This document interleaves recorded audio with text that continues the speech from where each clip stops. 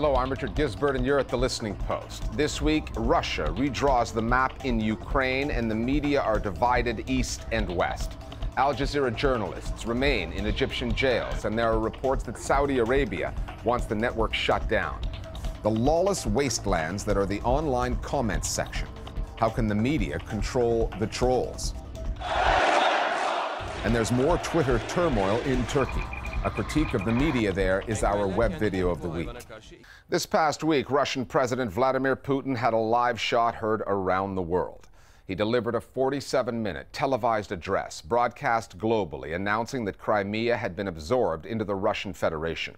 It is the first annexation of another European country's territory since World War II. It has turned into the latest chapter in a propaganda war that broke out 3 months ago when pro-Western demonstrators in Ukraine took to the streets to demand that their Kremlin-backed President Viktor Yanukovych step down.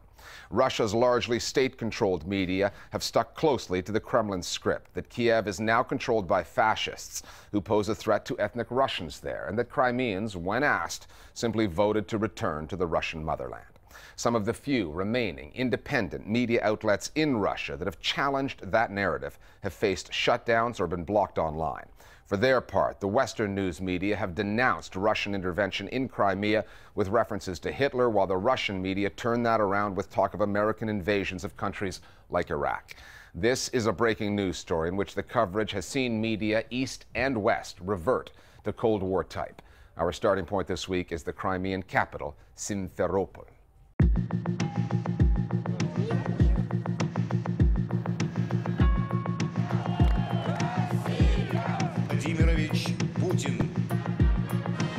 When Vladimir Putin made his speech on Crimea this past week, the forum was Russian. He spoke in parliament.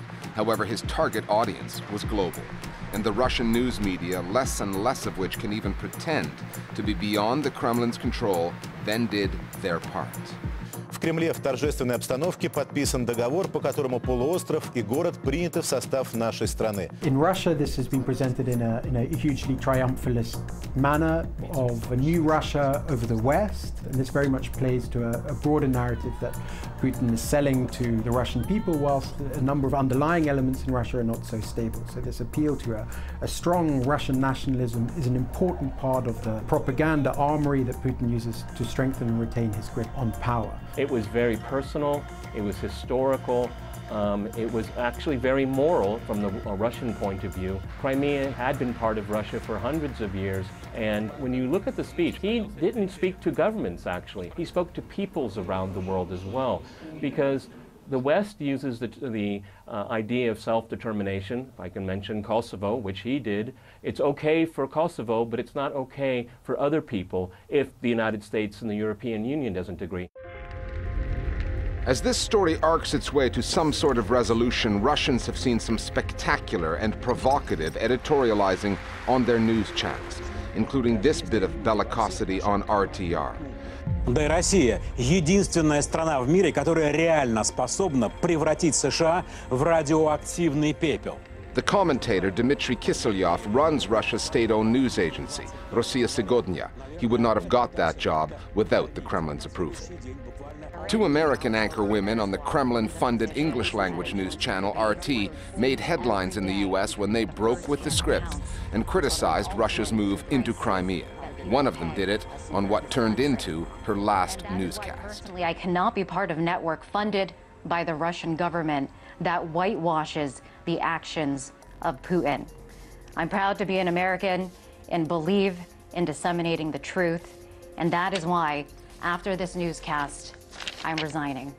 However, these were two exceptions that proved the rule. Most of the coverage on both sides has stuck to the script. If you take the flashpoint, the culmination of the protest movement on Maidan, clearly the Western media was overwhelmingly focused on the perspective of the the protesters, to some extent obfuscating the extent to which many of the protests were themselves very violent. The Russian media was obviously overwhelmingly focusing on this from the perspective of the Yanukovych government, the aggression of the protesters. So, I mean, that is the architecture of two different sides and how they view it. There are absolutely some questions that need to be raised with the movement that overthrew Yanukovych. For one, I didn't see too much coverage of the extremist side of this, and I think journalists are afraid of buying into the Russian propaganda about a movement being led by fascists. But the extremism is still very visible here. That's something that I really feel hasn't had enough coverage, because really they are getting some control, not just on the streets, but within the government. It's not surprising that people who have been getting their information exclusively from the Russian media inside Russia believe that what's happening here in terms of the Russian troops invading is justified, because they've been told that there are Ukrainian nationalists and fascists here who want to literally kill Russians who live here. Это абсолютно национал-социалистическая, нацистская идеология. As far as the Western media goes, I think that they might be, in some cases, a little bit guilty of exaggerating the level of tensions here sometimes, but that's it. I mean, the Russian media have been literally twisting facts, saying that black is white, and misreporting information on purpose. Some of the few remaining independent news outlets in Russia have become casualties of this story. A channel called TV Dozhd did not follow the pro-Kremlin line in its coverage of the protests in Kiev and has since been dumped by its cable carriers. A news website, lenta.ru, which had a reputation for reporting the Russia story down the middle, replaced its editor with a more Putin-friendly appointee, and most of the staff just quit. Those developments have been reported in the West, reinforcing one part of the narrative, although threats of a clampdown on the media in Ukraine tend to go unreported. There has also been censorship or attempted censorship from the Ukrainian side. Last week, the Organization for Security and Cooperation in Europe criticized the Council of Broadcasting in Ukraine for demanding that pro-Russian channels or Russian channels be taken off the air in Ukraine. So we don't know if this is really going to be applied. However, the suggestion at least has certainly been made. Looming just behind the debate over Crimea and the coverage is Iraq and the post-9/11 news coverage in the U.S., where the media, including the New York Times, have admitted they failed to ask the right questions of the Bush administration on the WMD fiction used to justify that invasion. Russian leaders and their media have had a field day with that. Американцы льют крокодиловые слезы по поводу нарушения суверенитета Украины, а ведь за свою историю США нарушали суверенитет большого количества стран. When you look at Western media, it's very interesting is how, at least from where I'm sitting here in Moscow, is that they're just foot soldiers for NATO, for the European Union, particularly for Washington, to achieve its foreign policy aims. So it's very difficult for me that they can't see the self-irony here. The New York Times is one of the worst examples. When you look at Iraq fell apart, are they ever held responsible? Is any editor ever fired over there? No, you just go to the next crisis. It's always going to be humanitarian intervention. It's always going to be for democracy, when it's patently obvious that it's almost never, ever about any of those things.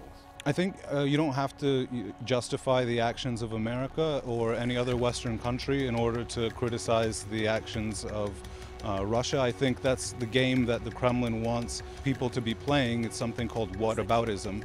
That was an old Soviet tactic, which is when somebody criticizes you for doing something, you say, well, what about what's happening in another country? I don't think the wrong actions of governments around the world can justify the actions of Russia here. I mean, two wrongs don't make a right. That's something governments might want to consider, as well as the media from those countries, the news outlets that tend to fall into line and march in step. Our Global Village voices now on the coverage of the showdown over Crimea. Russian media coverage of the situation in Crimea was always very different from the coverage in the Western world and in Ukraine. They always were very pro-Putin. very pro-Russia. They mentioned that Crimea was always historically part of Russia and that everything that is said by Ukrainian military and media was a lie. Russian media mentioned that Ukraine is teeming with fascists, with neo-Nazis, and these are the terms that they have always used. The Russian media has actually raised some quite good points. First of all being that it is ironic that Western and in particular American coverage is of Putin being a warmongering dictator, when over the last 10 years it has been the USA that has been in violent wars in Iraq, Afghanistan and in Pakistan. Western media could really take some time to reflect on the way they're covering these types of events, often ignoring much of their own government's actions.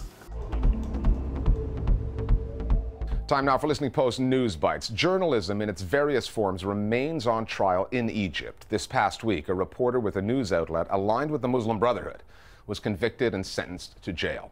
Sama Ibrahim, who worked for the Brotherhood-backed newspaper Al Hurriya wal Adala, was sentenced to 1 year in jail, charged with attempts to derail the constitutional referendum. She was arrested at a protest against the plebiscite in January. Ibrahim testified she was simply covering the demonstration. The Brotherhood, which was in power at this time last year, has been designated a terrorist organization by the military-backed government. At least 3 other journalists associated with the banned movement also face charges, including Khaled Hamza, the founder of Ikhwan Web, the Brotherhood's official English language website. The day after his trial began, the family of the imprisoned Al Jazeera journalist Peter Gresta revealed that Egypt's interim president, Adli Mansour, assured them in a letter that he will spare no effort towards the speedy resolution of the case. Gresta, along with 2 other Al Jazeera English staff, Mohammed Fahmy and Bahr Mohammed, have now been held for more than 80 days. The Egyptian journalist, Abdullah El-Shami, who works for Al Jazeera Arabic, has been in prison for more than 6 months now and has yet to be formally charged. El-Shami is reportedly 2 months into a hunger strike. Egypt and Al Jazeera are both flashpoints in the war of words between Al Jazeera's sponsor, the Gulf state of Qatar, and Saudi Arabia. According to sources quoted by Agence France-Presse, Saudi officials have demanded that Qatar shut down its Arabic language news channel. Since then, Saudi-owned media outlets such as the London-based pan-Arab newspaper Al Hayat have quoted officials in Riyadh saying that they intend to close Al Jazeera's bureau there in the coming days and will prevent Saudi journalists from cooperating with the network or other Qatari media. Saudi Arabia, Bahrain, and the United Arab Emirates have also recalled their ambassadors from Qatar. Critics in the Gulf have long accused the Al Jazeera network of a pro-Muslim Brotherhood bias in Egypt and elsewhere, an organization which they fear has the potential to destabilize their governance. For now, Al Jazeera's Riyadh bureau remains open. Just as Myanmar's former military government signed off on an historic media law, 4 journalists and a news manager there have gone on trial charged with leaking state secrets. The charges relate to 2 reports in the Yangon-based Unity Journal, which identified an alleged chemical weapons plant built with the assistance of the Chinese in the northwestern city of Pauk. All 5 of the accused have pleaded not guilty, but if convicted, could face up to 14 years in prison. Their court hearing came on the day former general and now president of Myanmar, Thein Sein, signed Myanmar's long-awaited new media law into effect. Ever since Myanmar's transition to democracy in 2012, the law has been trumpeted as a way to guarantee freedom of the press after nearly 5 decades of censorship and restrictions under military rule. But the bill that passed in Parliament, which was drafted by Myanmar's Ministry of Information without consultation with journalists' groups, comes with some significant loopholes. The government retains the power to withhold or revoke publishing licenses and ban any content it considers insulting to religion or undermines the rule of law. Ever since the early days of the web, when the printed word began its migration to new forms of media online, it's become a two-way conversation. And when media outlets first created those comment sections on their sites, they were intoxicated with the potential. It was a way to get instant feedback from users, a new way to get audiences engaged. But as those sections grew and moved into places like Twitter and Facebook, we saw the dark side of comment sections. Wastelands, as Wired magazine put it last year. Lawless places ruled by trolls. The answer, according to YouTube, which was overrun with trolls, was to put an end to anonymous comments, which it did last September. Other outlets have taken different approaches. Some hire moderators, one part referee, one part traffic cop, enforcing the rules and keeping the discussion flowing, as if cash-strapped news organizations were looking for more people to hire. The Listening Post's Will Young now on scrolling down below the line and what's happening in the comments section today. I think comment sections are really important. The comment section can be a resource for building out the story. Of course, they give almost like a benchmark of what society feels. The comment section is part of this general shift in media towards being a dialogue rather than a one-way broadcasting system. Wouldn't it be great if that were the whole story? There is also a dark side to online commenting, and we've all seen it. Civility stamped out by hostility, conversation cut short by cruelty, a dark place overrun with trolls, whose first port of call, at least until the site brought an end to anonymity, was YouTube. YouTube, I think, is known for the personal attack. It's known for trolling, right? Where someone posts a video that is personal in nature. Maybe it's I'm singing a beautiful song, or maybe I'm playing a prank on a friend. It's an art project I did. And then you have random users who come in and just attack the creator of that video. YouTube has sort of the quintessential troll problem in that those users don't want to have a constructive conversation or give real feedback to the video itself. They just want to get a rise out of the community. There are people who go there just to name call, just to get a rise out of other people, just to provoke other people into arguments. They get a kick out of it. And any good comment section needs to have a way of blocking those people, or at least making sure that their comments are not at the top when you open the comment section. YouTube users now have to log in with a Google account before commenting. But is requiring that commenters lift the veil of anonymity really the key to cleaning up the comment section? Not all publications think so. Many publications believe that anonymous commenting is essential if you're going to allow people to freely express themselves and have a robust discussion. Haaretz in Israel said that they let people comment anonymously or register under their own name, but 99% of people choose to comment anonymously.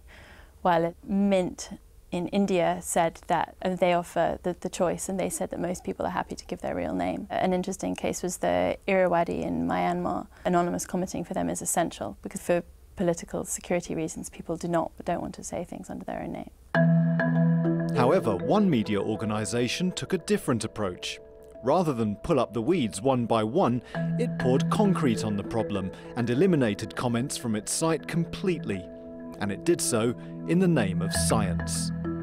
Popular Science is an interesting case. They announced that they were removing their comments several months ago. You know, there's an army of people across the country who spend hours every day finding articles about climate change and going into the comments section and trying to convince people that climate change is fake, that it's not a real thing, that it's all a big hoax, it's a conspiracy theory. And Popular Science cited scientific studies as reasons for this. You know, one of the studies showed that people reading an otherwise objective news article would have their views skewed if they saw very polarized comments, and they said, you know what, commenting can be bad for science. Let's get rid of it. But don't be under any illusions. For cash-strapped media organisations, controlling the trolls, building the right kind of culture, and getting the best out of online comments is not just a matter of hitting the delete button. Properly moderating a comment section takes people and money, and that spawned a side industry in online community management. It takes time and money to do good community management and to moderate a site well. I define that as moderation is more behind the scenes, policing the content, if you will, removing anything that goes against guidelines, but to have that combined with a strong voice. So I think the approach of having someone who is able to control a situation and yet encourage good behaviour and good conversation is really the key.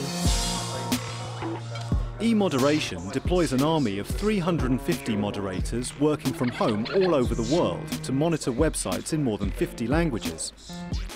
Suvi Manir patrols her corner of the social web from Croydon in South London. I think the purpose of moderation work is really, to a large extent, help to keep the internet clean. We see a lot of bullying and verbal abuse. In terms of what motivates people to send this type of content, it's really hard to say. People have different motives as to why they do things, and it's the same as with any other type of antisocial behavior. It's the same online. Moderation work is not mechanical, it's not monotonous, it's not a matter of just clicking away.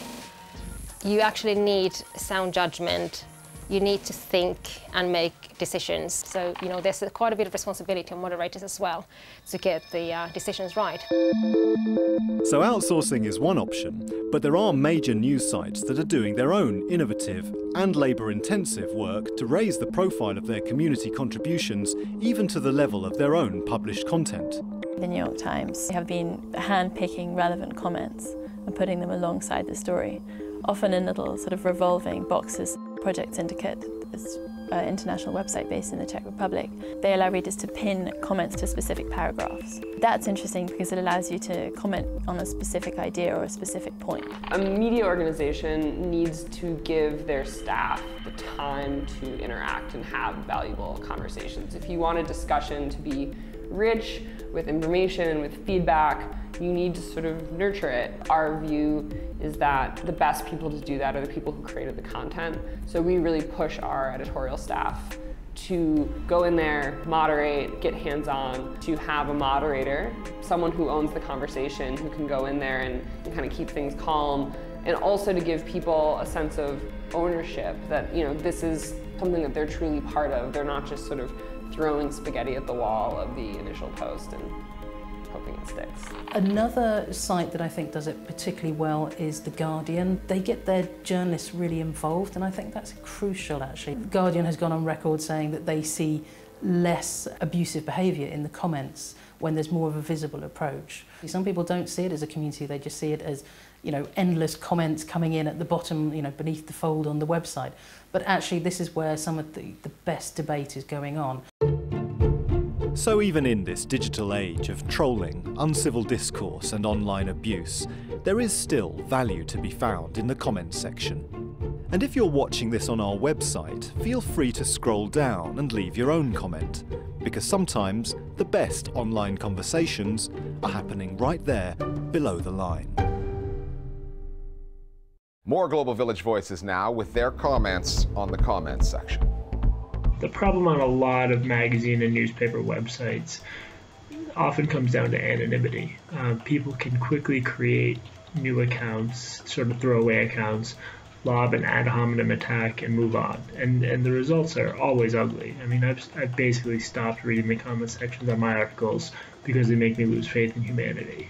We've seen that the free-for-all culture of online commenting really hasn't worked up to this point. So digital publishers have to do a better job of monitoring and moderating the conversations that they're allowing to happen on their websites.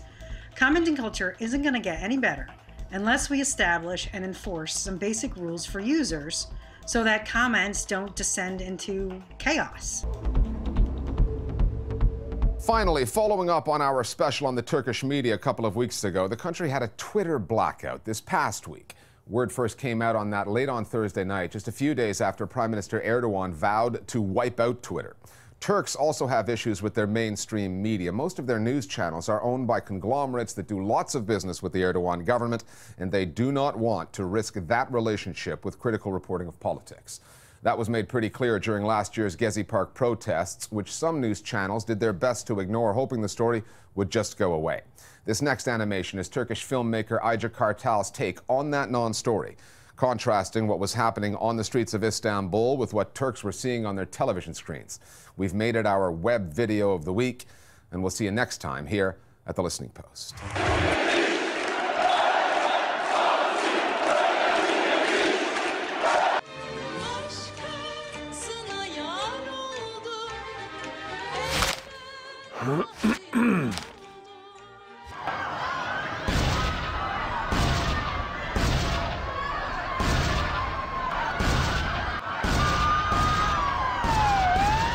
Turkey 2013 güzellik yarışmasına hepiniz hoş geldiniz.